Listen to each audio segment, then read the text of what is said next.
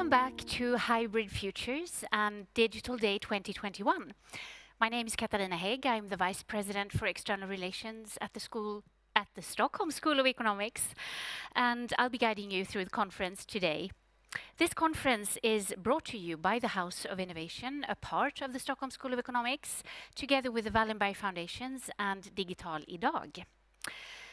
Now, even though there was just a break, and you may just have joined us, we are still in the first part of the program, content-wise, exploring the transformative effects of digital technologies.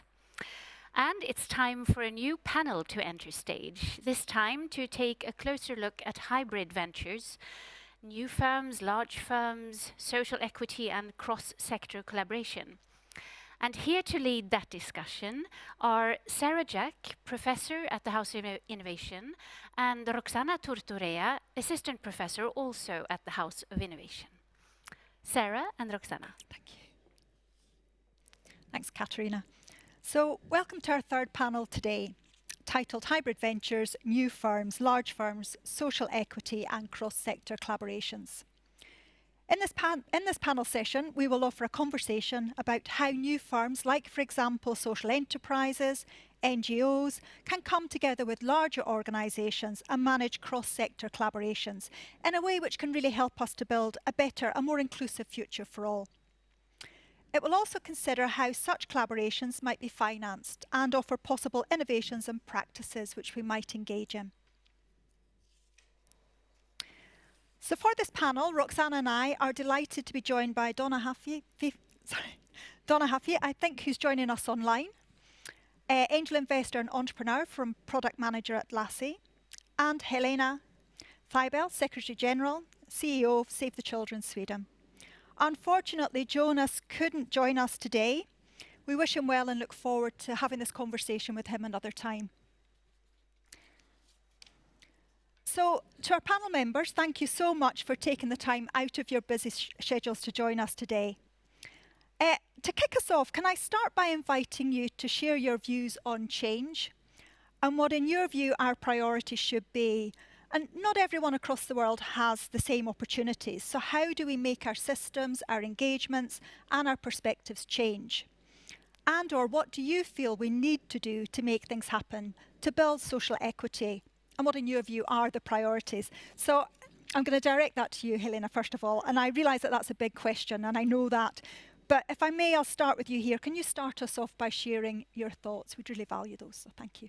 Thank you, Sarah, and thank you so much for having me. And yes, those are really, really big questions. But I would like to start also by thanking you for bringing up the inequalities which we do have in this world. Because right now, I mean, even though there has been great direction for many people, there are many people still left behind. And as we are standing here today, we are facing the largest hunger crisis as one example, where millions of children are at risk. So yes, we need to do something about these inequalities. And also, while we have that, we have huge sort of disruption going on a global scale with the climate crisis, with the pandemic, and also I think on how societies and how governance is being done around the world to address the problems that we have socially. So for example, we see tendencies that people have less faith and trust in nations and states to solve those problems, and also that our global governance models, if you would like, are also failing. And instead we see that local actors take a much larger, responsibility and can solve things more locally. And here I think also what we will be talking about with data and technology and communication can really be part of solving some of these problems at scale. Because even if you are living in a poor country or in a difficult context, you still can have access to internet through satellite, for example. So education can be given to girls and boys in refugee camps, and we can help farmers with their crops with data. And here I think we need to change how we view things, and that's where corporations, financial institutions, tech partners, tech developers need to come in and see also what role they can play in this change. And I think this is where we need to rethink and also support new systems to come in place and not accept sort of the status quo that we have today. Which is lovely, because from what you're saying as well, everybody has a role to play here. Everyone I think has a that's role very to play. key. Okay, Roxana. Thank you so much, Elena. A lot of useful things to think about. I think the ongoing pandemic also showed that there are a lot of vulnerabilities in how we cooperate on an international level. Switching the attention to Donna. Donna, I get the impression that you feel the change is perhaps moving a bit too slowly, and I wanted to hear your thoughts about how do you think we can speed things out, become more agile, and what do you think we should bring to the table to really make it happen? I think as my role as an angel investor and entrepreneur, I want things to happen faster. But building on what Helena said, I think one very important thing is we talk about them over there, and she said that there's a lot of things happening on local level, and how can we enable them instead of just bringing in stuff? How can we enable them and talk to them? And I mean, the internet exists, and even in villages where it's poor, you can go to places where you can get internet, and also we can travel there. There's so much things that we can do. We just need to meet and understand what's happening, and that knowledge needs to be distributed. Like, for example, students talking about entrepreneurship, the only thing you hear is like unicorns, decacorns, instead of how can you make change for loads of people all over the world. And looking at the investment point of view, there's very few firms, VC firms right now, and also from an angel perspective, that don't think about impact. Yes, unicorns and lots of money, but it has to have impact. But that impact also needs to happen from the ground up. And how can we, instead of sitting here and doing something over there, how can we enable people that's on the ground and make those conversations happen and exchange that knowledge?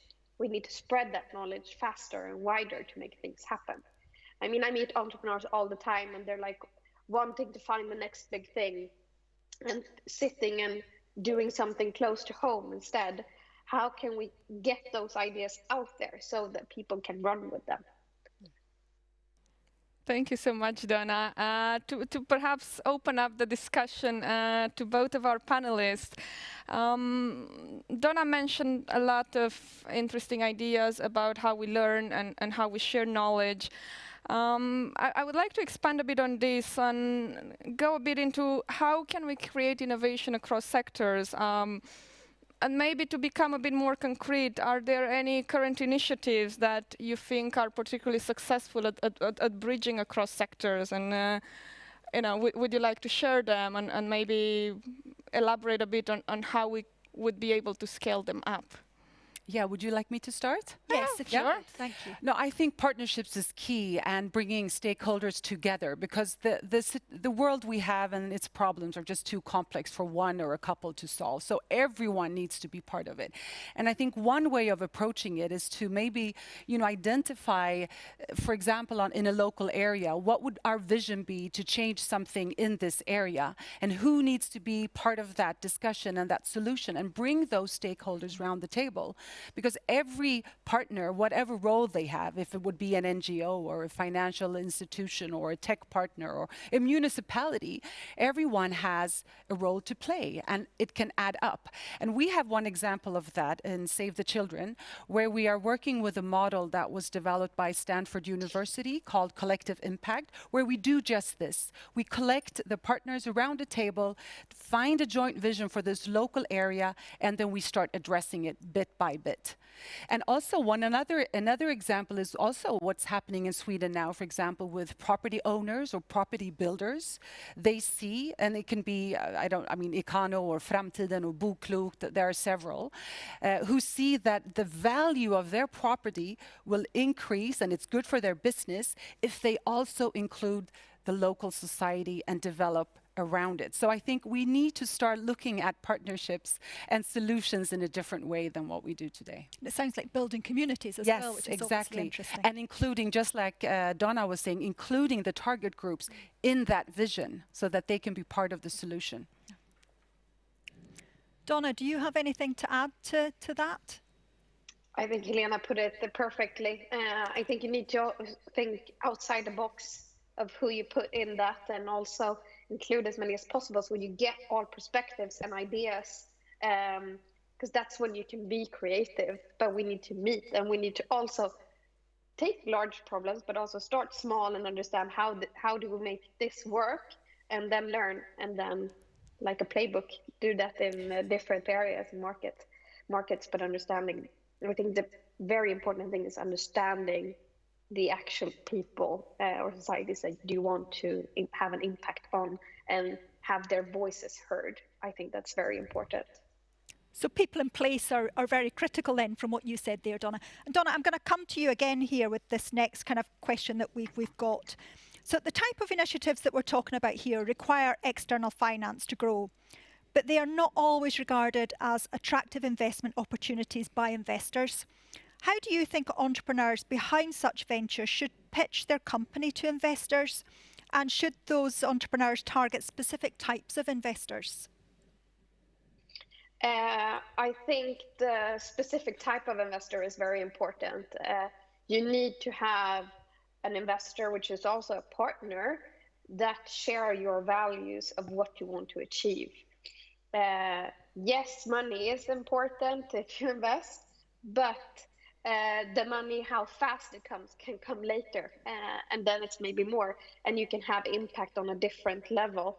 But one thing that I really see, as I said before, is happening is that people value impact so much, and investors are starting to have regulations from their LPs of what they want to see. They don't only want to see ROI on their investment, they want to see change happening. People are starting to care much more about that. But I think the important part, if you look at when you pitch, is how many are you addressing? What change would actually happen? I see one thing, people are trying to fit in their startup into like UN's SDGs, but really think and like make the startups a little bit like this to make it fit, but really think about what impact does this really have on a like global and a local level, and don't think about the local level as something too small, because if you can make that thing work and have a playbook, maybe you can make that thing work much better and do a second one. I think one really good example that I would have loved to invest in is Järvaskolan in Kista. I think they've really, what they wanted to do is build the best school, högstadie, in segregated areas, Kista. And they've done it so well. They've really like taken it and listening and understanding the actual students and their families and how they work, and they have better grades. So I think like you need to look at the local, and you need to actually understand the small part, and that's how you build startups now. Doesn't matter what it is. Do it small and do it good, and then you can copy and paste. Helena, is there anything that you want to add to that? Yeah, I think I maybe would like to add one dimension on that. When you invest socially, the return will not come in the next quarter.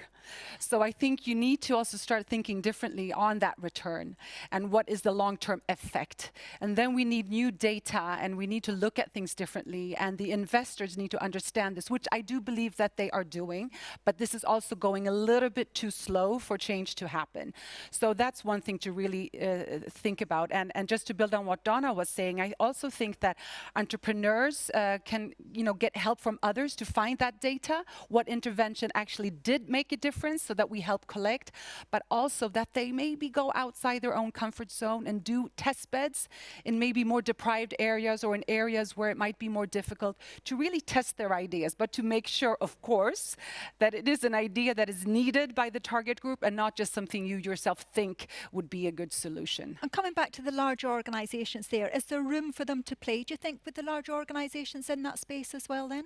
Yes, absolutely. I do believe so, because I mean, it's also combining the local knowledge, the data that you have, but what Donna was saying, to scale that. So you need both the larger institutions, and maybe they also then can see the potential in investing in something small that can be scalable and maybe not that big from the beginning, which sometimes is a problem, that sometimes the investment needs to be so big, but you haven't proven yourself yet. So it's really finding that balance, and I think working on all those levels at the same time would be helpful. And moving beyond the short, fast hit. Yes, absolutely. And maybe Elena, since you already went into... Donna, did you want to add something there? Yeah, I had one thing that I wanted to add about entrepreneurs that I think is really important. And when I say invite the local, whomever, the society or whatever, is that also don't just invite them and get their knowledge and ideas. Invite them and give them part of the company if you're an entrepreneur. I think that's really important. That's one thing I wanted to add. Thank you. Thank you very much, Donna. That's a valuable point as well. It's inviting partners without giving them the right motivation to be there probably doesn't lead to as much progress as otherwise it would. Both Donna and you, Elena, mentioned already NGO, larger organizations, partnerships. So I wanted to delve a bit deeper into that idea. I've been noticing a lot of exciting initiatives that include partnerships between startups, often NGOs, but not necessarily, and large organizations. I was wondering about your thoughts about whether the two types of enterprises can meet, what role do bigger enterprises play, and perhaps, given your very diverse experience, what successful examples are you aware of, and are there good practices that other companies should adopt based on that? Donna, would you like to go, or? I really haven't seen any good examples, to be completely honest. So maybe if you have any, Helena, then you could start. No, I think maybe the example that I mentioned before about work, when a municipality, when maybe a property owner or a company, or when you see the different stakeholders and what they can bring to the table. However, we need to do this more, and more partners need to come around the table. So I think we need to develop this more than we are doing today, and show those good examples and showcase them and spread them, I think. But of course, there are lots of opportunities in doing this. We should be doing it more than we're doing. If I can push you a tiny bit more, Elena, is, because Donna referred to it as well, what do you think are good ways to motivate these partners to sit at one table, given that they often have different time frames and objectives, and as Donna highlighted as well, but you a bit earlier, the returns from social innovation are not always palpable on the short term. So I think the highest motivation is that we're all living on this planet, and this planet is what it is. And we have climate change, we have pandemics, we have societal problems. Nobody can say that this is not happening, and also everyone is part of that, companies, institutions. So if everyone would, really see what can I bring to the table in my part, and it could be a small part, that would make a big difference. And also, employees are wanting to be part of something. There is a lot of, everyone wants to be part of change. So if also companies and others can provide that platform and showcase that they are part of it and really drive change, I think there's lots of motivation, and that could happen. I've got a question here coming. Oh, sorry, Donna. Sorry. I think building on what Helena said about employees wanting to be a part of this and wanting to make change, I think people now understand that they, even though it's a small part, they understand that I'm going to do and take responsibility for the change I want to see in the world, also for my children. And I think that the employees are putting more pressure on like the big corporations that you need to take responsibility. I mean, look at Patagonia, what they're doing. Look at Airbnb, what they're doing during the refugee crisis, that they are opening up their homes. Like, there's a lot of companies in the forefront doing stuff because they have to, because society and people don't want to work for those kind of companies that just sit by and wait. Everyone needs to take the responsibility and do something and meet at the table, even though if it's small, like the smallest thing can have the biggest impact. And you need to measure impact also on people and society level and not only capital. We've got time for one final quick question, if that's okay. When you think about our students at SSE and they're being part of this future, what kind of quick advice would you give to them? I'll start with you, Helena. I would again say focus on the target group. With the digital world, it's so easy to have preconceptions, and it's a big, big risk. And if you're working in an office where everyone sort of is like you and you are in the same context, it will be very difficult for you to find solutions for someone else. So I would say get outside your own box. Lovely, thank you. Donna, have you got any final thoughts on that question? 100% what Helena is saying, that get outside of your box. Also, like being born and raised in Sweden and being at one of the top schools in the world, you also have a responsibility to get outside your box and understand what the world looks like. And that doesn't matter if you want to end up at Goldman Sachs or if you want to become an entrepreneur. Especially if, I would say, if you want to become an entrepreneur, if you don't understand the user's needs, then you won't succeed. So getting outside your box, understand what people's what other perspectives you can get, and really do something. Because if two brains meet, maybe you can make exciting stuff happen. And look at also, I would say, who you know and your friends. Do they look exactly like you? Maybe you should do a change and try to talk to people from other parts of the world or other parts of where you live. I mean, you should really make an effort, and I think that students are doing that in a much larger sense than what they were doing in 10 years ago, but really feel the pressure, I would say, to understand the world. One example I think is really exciting is Truecaller, the startup that just made the stock market. They've been active for 12 years, and they've really been doing it hard and doing it really good, and no one believing in them because it was emerging markets, and they looked like they did. But look at them now. It was like the biggest entry in the stock market in Stockholm ever. I think it was like 20 billion Swedish SEK. I think it's really important to understand that just because they don't look like you, they can make things happen. So I think that's a really good example of someone that doesn't look like you need to can also do a lot of good things, and they've built a company with a diverse team, and I think that's one of the parts why they have succeeded so well. Thank you very much, Donna and Elena. Those are inspiring thoughts to end our current panel. I would like to thank you both so much for joining the Digital Day. It was lovely to hear your thoughts and ideas about these pressing issues. Thank you so much for having me. Thank you. Thanks. Yeah, thank you for having me as well. Thank you all. This concludes the first part of today's conference. And I'd just like to say that for your convenience, the recording of all sessions will be available on the SSE YouTube channel, as well as on the conference website. And if you're interested in connecting with our researchers, you are more than welcome to do so. The email address is outreach.hoy@hhs.se. Right, so I'm joined again by Magnus Maring, professor at the House of Innovation. Magnus, it is time for the second module. We're moving into the second part of the program, which will be focused more on the human side. That's right. We have named it Innovation and Creativity in a Hybrid World, and there will be a new range of speakers and panelists to explore the topic together with us. For you, tell us a little bit more about innovation and creativity. What can we expect?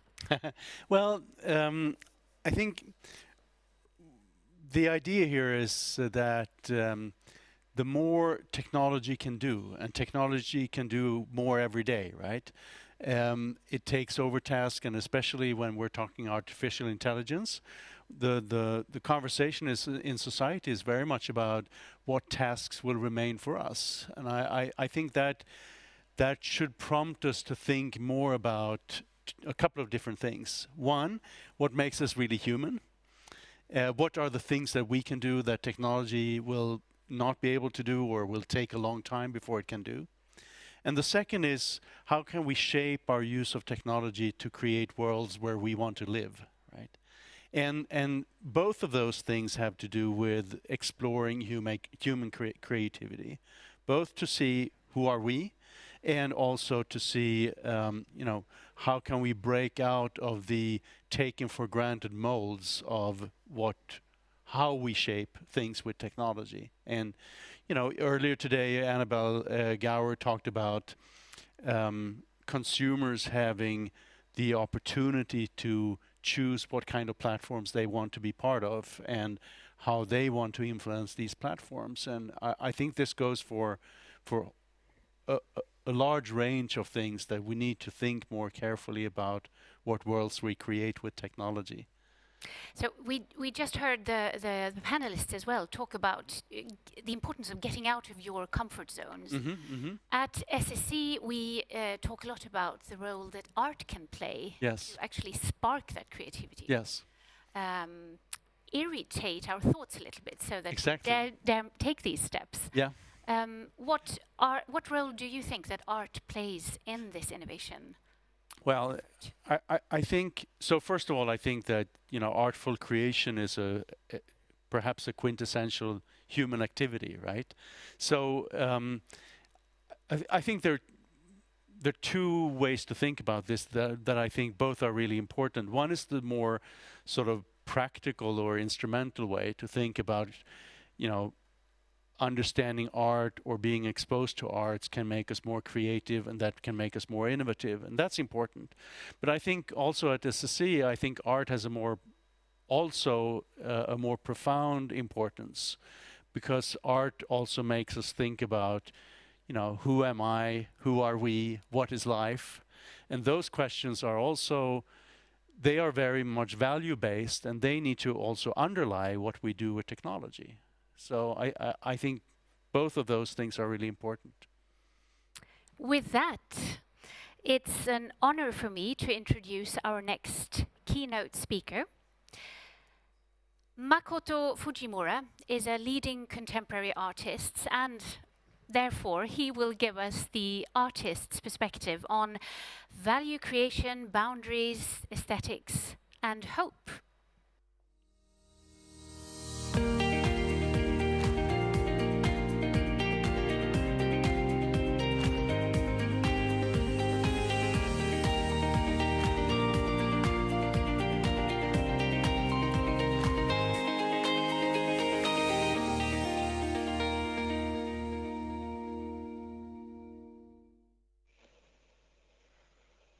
Thank you for this invitation to speak to you today.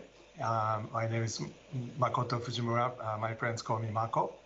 And I had the privilege of being brought up my father was a renowned speech and hearing scientist. And I was born in Boston when he was doing his postdoc work with Noam Chomsky at MIT. And after that, we went to Sweden. So Stockholm is part of my childhood. We only spent about a couple of years there, but one of my first visual memory is from Stockholm, and I'm grateful. I wish I can be with you in person. Perhaps someday I can visit. You're with me here in Princeton, and I'm delighted to be able to showcase this presentation called Art, Gift Economy, and Generative Capitalism. I'm going to talk about those three things. Very macro perspective as an artist, looking at culture and what I do as an artist, of creating these works, combining ancient craft of Nihonga, which harkens back to 16th, 15th, and 16th century Japan, but also using space age technology and digital media as well. So if you go to my website, you can get a sense of that. But today, I wanted to focus a little bit on a bigger issue of vision. As an artist, I am an entrepreneur, and I had to learn how to do that without any type of education that helped me to combine those two things, business and art. And so the video that I'm going to show you is a kind of a way that I wanted to contribute to my alma mater, Bucknell University in Louisville, Pennsylvania, where I serve on the board now, but I really wanted to see if this combination of entrepreneurial business and art can be part of students' education. Bucknell is a undergraduate, mostly undergraduate student body, and we are trying to create these intersections to work. So I'm going to first show you a video called Rhapsody, which is a title of a painting that I just donated to Bucknell. It's a very large painting, 7 feet by 11 feet high, and the video is self-explanatory. So let's run the video now. Rhapsody painting came about when I was sitting in this dinner to honor Ken Friedman. The college is named after Ken, and his term was ending as the board chair. And he was a music major before he became a business major at Bucknell. And Rhapsody by Gershwin is his favorite music. So Bucknell Orchestra played that. And when I heard the music, especially in context of Ken's leadership, extraordinary leadership, I had this vision for the painting.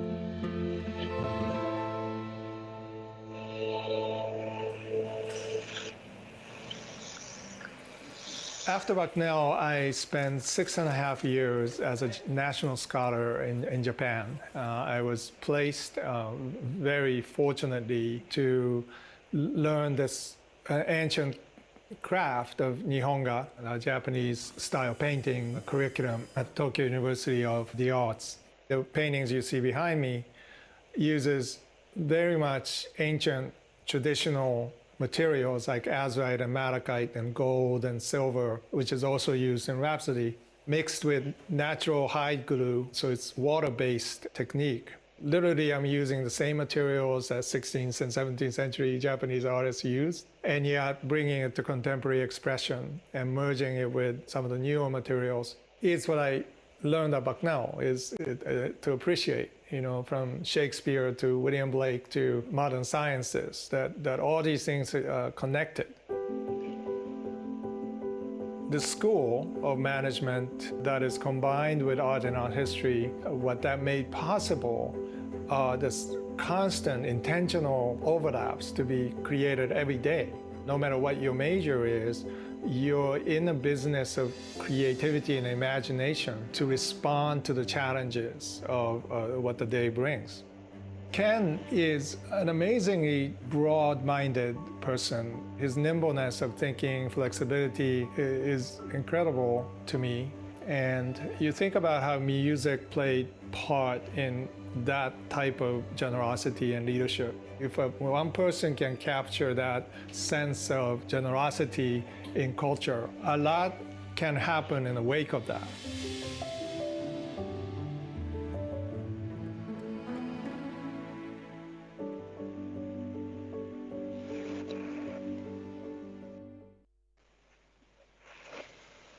So you see the photo presented here. I am standing in front of the painting, which was newly installed this summer, and I'm actually headed over next week for the dedication ceremony. And you see the students there, Bucknell students, and they are my fellows. I have established this fellows program at various different universities to mentor, basically to walk with them as they try to integrate their education into the reality of everyday working world as well. So I mentor them not just through undergraduate years, but even after that, we work on projects together. And I'm delighted to be able to participate in this way in various capacities as an artist. And here is a exhibit at Gonzaga University. This was hosted by leadership business sector, as well as the museum, Junk Museum. It was a combined effort. And I try to do these exhibits often to bring together various disciplines and to speak about innovation and creativity and how art can help us to slow down. And my art has been called slow art. And because of what I do in the process of grinding up pigments and literally watching my paintings dry, that is something that feels sacred to me in the studio. And so I invite others to come along, students as well as when I speak out of that experience and contemplative way that perceptions are created. As my father noted many times, that music, art, theater, poetry, these are ways that we can expand knowledge through perception. And we think of knowledge as rational, propositional, and linear. But we know that somatic knowledge is more than just simple understanding that comes on, let's say, the analytical left side of the brain. But as a psychiatrist friend of mine has said, knowledge is bottom up, right, left. So bottom up, meaning when we are born, we come into the world by understanding the world through our touch, through smell, through taste, and that filters up into the affective areas of our brain first, and then that eventually creates language, generative language, as my father had talked about generativity. And it wasn't too long as journeying as an artist, trying to survive initially and trying to make it work, that I began to connect this word generativity to what I do as an artist. That art needs to be generative, art needs to give birth in some way, a robust experience of abundance through our senses, but to the realities of the challenges that we face. And during the pandemic, obviously, we had to recalibrate. And I was quarantined in the studio, so it's not too different from my usual days. But nevertheless, I had a lot of time to think about the effect of what contemplative life can bring to economy.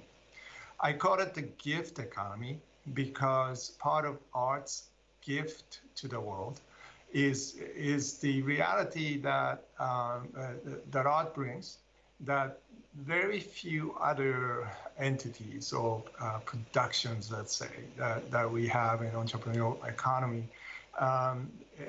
And Lewis Hyde, the poet, wrote a book called A Gift. This is the first book that I often give to my students that I mentor. It's taken from Marcel Mauss, whose books is also called A Gift. And Mauss wrote an anthropological, sociological book, and Lewis Hyde I believe he started in 70s, but 80s, he began to formulate as a poet what Mauss's gift economy means to a poet. And this is extremely helpful statement here, art is a gift, not a commodity. What does that mean? Well, transactional economy limits itself by the nature of transaction. It becomes Darwinian very quickly. And when you guard the bottom line of business, that's what we are saying, that there is a limited resource environment, and we are limited by how we view the capacity of bringing something that is extra, let's say, gratuitous to the market. And here's where poets and artists excel is when you think about poets such as Emily Dickinson, she didn't have much. She had a 17.5-inch by 17.5-inch cherrywood desk in her upper room in Amherst. That's all she had. She did not sell her poem in her lifetime. One time that she had an editor publish her poem, the editor created rhyme schemes that she had many of the slant rhyme schemes that were forced into complete rhyme schemes, and they removed her dashes because dashes don't make sense. It doesn't serve any function. So she never published again, or she chose not to. And that shows that poetry plays into a different reality, different economy, let's say, than most of us are accustomed to. And yet today we know that Emily Dickinson cottage industry, or however you want to say, she is the largest capital that the world of publishing has in terms of poetry. So many books have come out, even in recent days, on Emily Dickinson's poetry. So when Lewis Hyde says art is a gift, not a commodity, he is saying that art needs to be in this place of gift economy and not purely be treated as a transactional reality, at least at first, that they need to be protected. He uses this wonderful metaphor of in Pacific Northwest in America, how Native Americans managed the fisheries of salmon coming up the rivers for many, many hundreds of years, and the salmon population was thriving. But when the Westerners came in and took over the fisheries, the salmon population plummeted. And the Native Americans knew how to receive the gift of salmon as a gift. And they knew that this is something to be stewarded as a gift. But in the transactional reality, the salmon population suffered. I argue that the same thing is happening, and as Lewis Hyde does, in a transactional river of commoditized river of culture. And it's very hard for artists to survive salmon, to survive as we're swimming upstream to spawn and give birth to more beautiful creatures. So the ecosystem of the arts is fundamentally something that we need to be thinking about to preserve this gift economy. And Lewis Hyde's point is this is not anti-capitalism, but his point is that at the heart of capitalism, there has to be the gift of economy operating in order for innovation, in order for this out-of-box thinking that we have been talking about to actually take place. It is actually impossible in a transactional economy to create that out-of-box reality. And so from Hyde, I wrote a book called Culture Care a long time ago, noting the darkened river of the Hudson as one of these stressed realities of 1950s to 70s realities of New York City, and tying in culture with creation care or environmental management to culture at large. And I draw this triangle, which is model I would think is may be helpful for us to consider. I have a chapter called Business Care in which I talk about these three capitals: creative, social, and material capital. And material capital is the base, the bottom line that we often think about, what we have in terms of resources and funding. But there are two other capitals that are equally as important: creative and social. And I argue that if you have two out of three, it is sustainable. For instance, if you have lots of friends and lots of money, you're gonna be okay. If you end up with one out of three, you're in trouble. Even if you have a lot of money, but no friends and no imagination and creativity, you're gonna be miserable alone. But if you have three out of three, creative, social, and material, you have a movement. And this is what I think artists can offer. Artists are creative, and they are oftentimes social as well. If you think of theater and jazz, this is a communal expression. And so you have two out of three, which makes it sustainable. But if you have a combination, a resourceful combination with business sector, this triangle can become a movement. And therefore, these capitals lead into another way organizationally to look at it is to think about fiduciary strategic role that any board or board of companies can play, and that it leads into generativity of some expansiveness that every good company ought to be thinking about. So part of what artists can bring through gift economy is to bring fiduciary and strategic responsibilities into the generative. So I talk about 3 Gs toward this generative life. I'm not going to elaborate on these, but every good company or every good entity, generative entity, will have these 3 elements. It is the ability to create genesis moments out of disruptions. It is based on generosity, kind of specific targeted generosity perhaps, but it is generosity, and it has the ability to think generationally.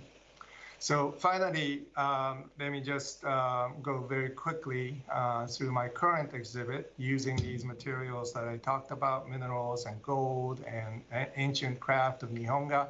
I am having an exhibit at a place called High Line 9, right near the, right below the High Line Walk in New York City, one of the most innovative structures that combine the environment and the urban landscape.